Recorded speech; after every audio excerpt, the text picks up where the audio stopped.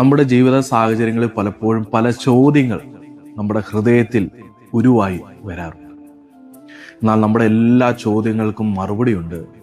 ആ മറുപടി നമ്മൾ അന്വേഷിക്കേണ്ടത് മറ്റെവിടെയുമല്ല, ദൈവത്തിൻ്റെ വചനത്തിലാണ്.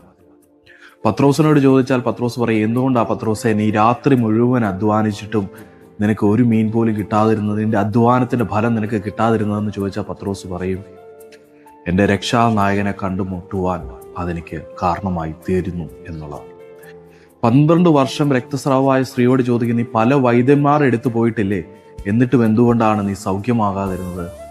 അവൾ പറയും, വിശ്വാസത്തിന് നായകനും പൂർത്തി വരുത്തുന്നതുമായ ക്രിസ്തുവിനെ കാണുവാൻ അതെന്നെ സഹായിച്ചു. സക്കായിയോട് ചോദിച്ചാൽ, സക്കായി നീ എന്തുകൊണ്ടാണ് ഇങ്ങനെ വൈകല്യമുള്ളവനായിട്ട് ജനിക്കാൻ കാരണമായി തീർന്നത്? സക്കായി പറയും, അതുകൊണ്ടാണ് ഞാൻ കാട്ടത്തിയുടെ മുകളിൽ കയറിയത്. എൻ്റെ ഭവനത്തിലും എനിക്കും രക്ഷ വരാൻ, എൻ്റെ ക്രിസ്തുവിനെ കാണുവാൻ അത് കാരണമായി തീരുവാൻ ഇടയായിട്ട്. യോബിനോട് ചോദിക്കും, എന്തുകൊണ്ടാണ് യോബേ നീ ഒരു ഭക്തനായിട്ട് നിന്റെ ജീവിതത്തിൽ ഇങ്ങനെ വരുവാൻ കാരണം? അതാണ് അവസാനത്തെ മറുപടി. എൻ്റെ കർത്താവിനെ കുറിച്ച് ഞാൻ കേൾവി മാത്രമേ കേട്ടിട്ടുള്ളൂ, എന്നാൽ ഞാൻ കടന്നുപോയ സാഹചര്യങ്ങൾ അവനെ കാണുവാൻ ഇടയായിത്തീർന്നു. യോബിൻ്റെ പുസ്തകം അവസാനം 42-ാം അധ്യായം വായിക്കുമ്പോഴാണ് ഇത് കാണുന്നത്.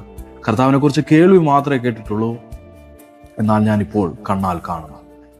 അതെ, സക്കായി പറയും, ഞാൻ തിരുവചനത്തിൽ അവനെക്കുറിച്ച് വായിച്ച് കേട്ടതേ ഉള്ളൂ, എന്നാൽ ഞാനിപ്പോൾ എൻ്റെ കണ്ണുകൊണ്ട് അവനെ കാണുന്നു. രക്തസ്രാവ സ്ത്രീ പറയും, പലരും പറഞ്ഞ് ഞാൻ അവനെക്കുറിച്ച് കേട്ടിട്ടേ ഉള്ളൂ, എന്നാൽ ഞാനിപ്പോൾ അവനെ തൊട്ടറിയുന്നു. സക്കായി പറയും, ആൾക്കാർ പറഞ്ഞ് ഞാൻ അവനെ അറിഞ്ഞിട്ടുള്ളൂ, എന്നാൽ ഇന്ന് അവൻ എൻ്റെ ഭവനത്തിൽ ഉണ്ട്. നമ്മുടെ ജീവിത സാഹചര്യങ്ങൾ പലപ്പോഴും ചോദ്യങ്ങൾ ഉയരുമ്പോൾ ആ ചോദ്യത്തിന് ഒരൊറ്റ ആൻസറേ ഉള്ളൂ, യേശു ക്രിസ്തു. നമ്മുടെ ജീവിത സാഹചര്യങ്ങൾ നമ്മളെ കർത്താവിലേക്ക് അടുപ്പിക്കുവാനും നമ്മളെ വിശുദ്ധീകരിക്കുവാനും, അതെ, തേജസ്സുള്ള യോബ് പറഞ്ഞതുപോലെ പലപ്പോഴും നമ്മൾ കർത്താവിനെ കുറിച്ച് കേട്ടിട്ടുണ്ട്, അറിഞ്ഞിട്ടുണ്ട്, എന്നാൽ അവനെ രുചിച്ചറിയുവാൻ, അവൻ്റെ തേജസ്സുള്ള ആ മഹത്വത്തിലേക്ക് നമ്മളും എത്തിച്ചേരുവാൻ ദൈവം നമ്മളെ ഒരുക്കുകയാണ്. ദൈവം നമ്മളെ വിശുദ്ധീകരിക്കുക. നമ്മുടെ ജീവിത സാഹചര്യങ്ങളെല്ലാം സ്തോത്രം ചെയ്യണം.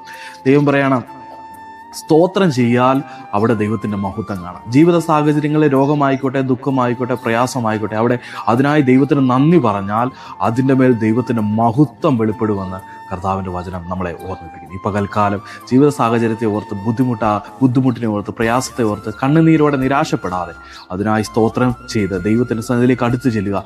അതെല്ലാം നമ്മളെ വിശുദ്ധീകരിച്ച് തേജസ്സുള്ള കർത്താവിനെ കാണുവാൻ നമ്മളെ ഇടയാണ്. God bless you all. ദൈവം നമ്മളെ അനുഗ്രഹിക്കട്ടെ. ആമേൻ.